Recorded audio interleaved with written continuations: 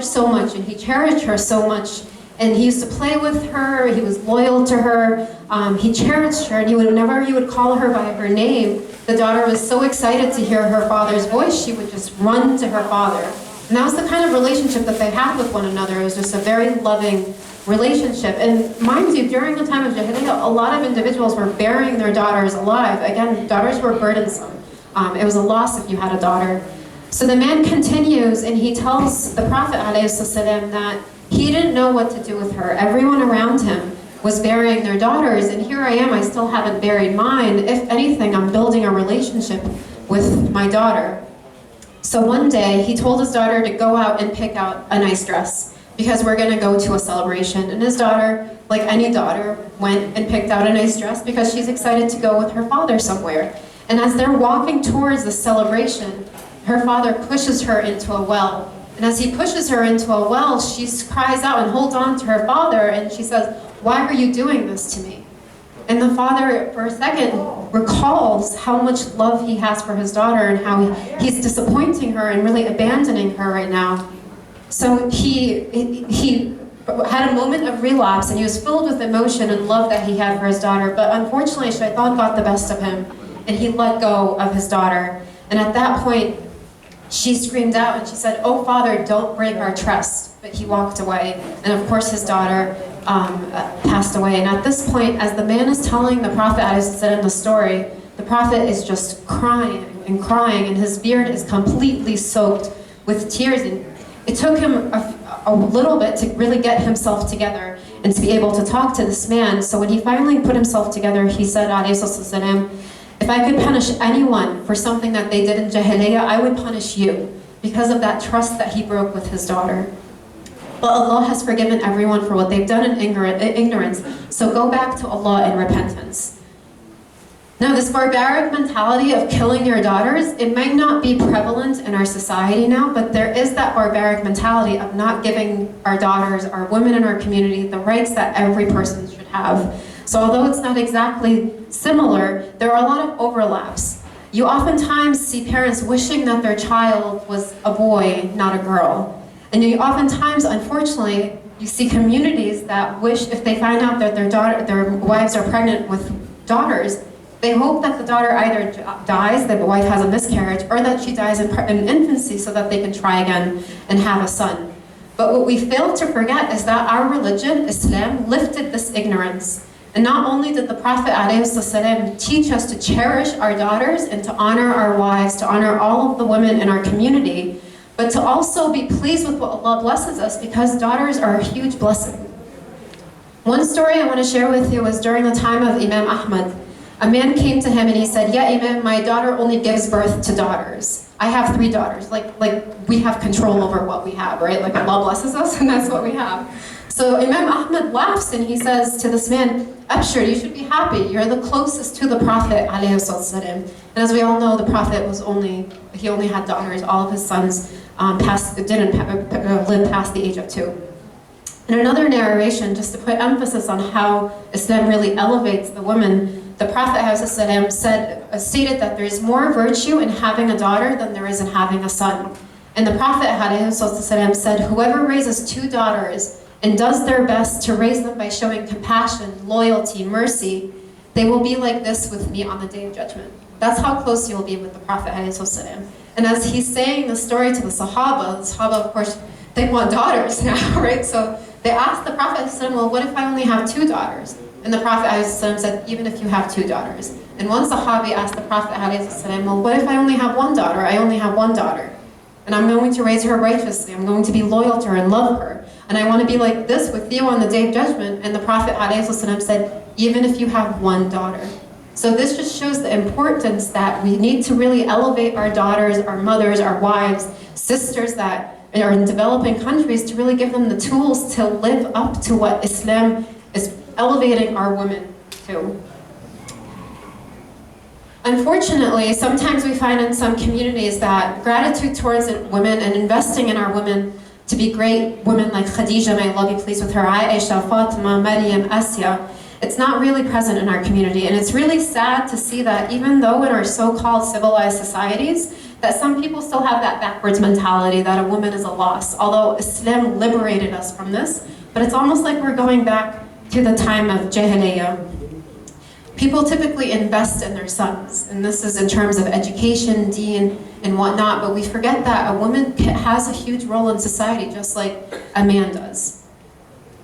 We need to make a conscious effort to invest in our women, and Islam came down and liberated women from the oppression and injustice that they were living through in the time of Jahiliyyah. And Islam gave women their rights. Islam liberated women, and if we truly understand it, Islam actually empowers a woman. So I teach at a college, and I can tell that some of you are starting to zone me out. No offense, I get it. So I'm gonna do a little quick pop quiz right now, and I wanna see if you guys know these answers, just to kind of put emphasis on the great women in our history. So I wanna ask you guys, who was the first person to accept Islam? Look at that, okay, good, all right. Who's the first person to die for Islam? Okay, look at that, another woman. Do you see a trend? A little bit? Okay. Who is the greatest scholar of Islam? How many hadiths did she narrate? About? Some? I think it was closer to 2,000. We have shuyukh and scholars of the 2,000? Okay. About 2,000. That's quite a bit, I think, right? Can you narrate anything that's like more than 10? I can. Who is the person who loved the Prophet ﷺ the most and resembled him the most in character? Fatima. His daughter, exactly. So you see a trend, right? Allah has honored the Muslim women, so we shouldn't allow anyone to dishonor us. Islam allowed us women to take charge of our own narrative, and you can see from these great examples, these women, just to name a few, that it's truly empowering to be able to follow in these women's footsteps. Sometimes we forget that these women were also mothers, and that they raised amazing children. Khadija, may Allah be pleased with her, raised 4 amazing daughters. Fatima, the daughter of Khadija, raised Hassan and Hussein, who are great leaders of our community. Maryam, may Allah be pleased with her, Sayyidina Isa. So you see a trend, so empowering a woman, giving a woman her rights that Islam gave a woman, allows a woman to raise future successful generations. Now I want to share with you quickly, I promise this is the last story, and then Sister Susie Smaid can come up and, of course, blow us away by her wisdom. I want to share with you a quick glimpse of my own family's history. So my grandmother, in the 1920s, she was a successful businesswoman. And that's kind of uncommon in the 1920s, 1930s, and may Allah allow her to enter Jannah. She raised 6 beautiful children with my grandfather, all of which completed their college education, were practicing in their deen. And I remember when my grandmother passed away, I heard my uncle and my mom talking, and my mom says to my uncle, her face is glowing. She has a smile on her face. And that's a little awkward. You don't normally hear that, right? And I remember at her funeral, I'm not lying, thousands of people were following her to her burial site. So she was, inshallah, that these are all signs that she died a righteous Muslim and that she left behind children who are carrying her legacy on. My mother, second to last of those 6 children, she graduated 3rd of her class with a bachelor's degree in biochemistry.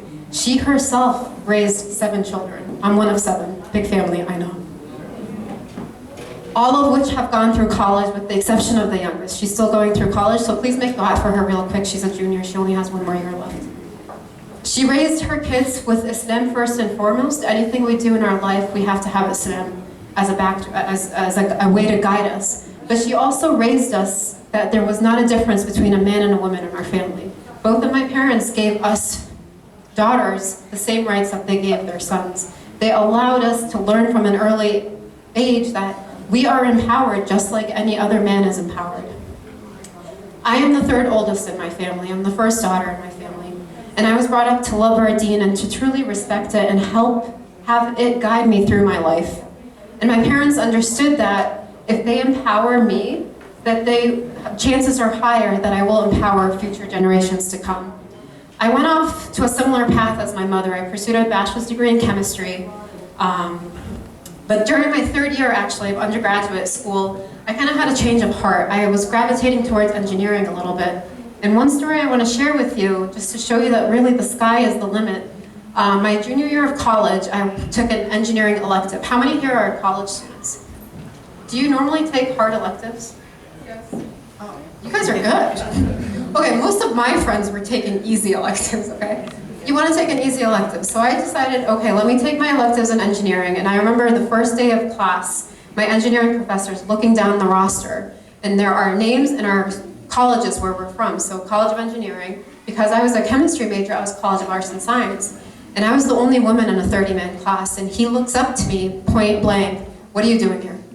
And I tell him, well, I'm thinking about doing chemical engineering for my PhD, and I want to try, see if I actually like these courses or if it's anything similar to what I want to do.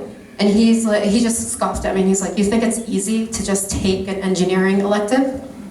And I just looked right at him, remembering what my mother had taught me, that you can't let anyone take you away from what you want to accomplish, because Allah gave us the right to accomplish anything we want to accomplish, as long as it's within our deen. So I just stared back at him and I said, "We'll see how it goes." Almost every class, this professor would call me up to the board, have me solve problems. I remember after the first exam, by the grace of Allah, I realized that I scored one of the highest grades amongst the 30 men. The final exam, my professor, the one that scoffed at me like 3 months ago, wrote on my paper, "You should be an engineer," with a smiley face. 5 years later, the same professor reached out to me and asked me to write him a recommendation letter because he was up for tenure. So the reason I'm sharing these stories is really, if you empower, my grandmother was an empowered woman, my mother was an empowered woman, and inshallah I can contribute to the next generation and be able to raise more successful children, because that's what helps carry the legacy of our deen. And we really need to remember that our deen gave us rights. And it's unfortunate that in some developing countries that women don't have the basic rights to really provide for their families. So this is why I really support this work, because our deen taught us to support our sisters, our mothers, our daughters, and everyone should have fair opportunities to be able to get there. You never know what life's going to hand you. I got lucky, I got good cards. Other people aren't so lucky. But it's our duty to give them a glimpse of what we have so that they can share so that they can bring up successful generations to come. So I don't want to keep talking because Sister Susie Ismail is amazing, and you're going to see that in a second. So I want to introduce her, but I hope you see the importance of the work HHRD is doing. And it's really our obligation to support these women. So just a quick introduction of Sister Susie Ismail. She is the founder and head communication counselor at Cornerstone Counseling, which is a faith-based relationship counseling center for youth, couples, and families. As you know, she's authored several books, and she travels all over conducting different speaking engagements. She's actually currently completing her doctorate degree, inshallah, with Tawfiq, in marriage and family intervention in the field of human services. She has her master's degree in communication, and she teaches as a visiting professor at DeVry University and also at a high school. She also has 3 children. MashaAllah. Everyone, MashaAllah. She is frequently featured in magazines and news stories on the topic of Islam and families, and she has made several media appearances, including Fox News, BBC, ART, and many more. So without further ado, it's my honor to introduce to you Sister Susie Ismail, and I hope you enjoy what she has to say in the rest of the evening, inshallah.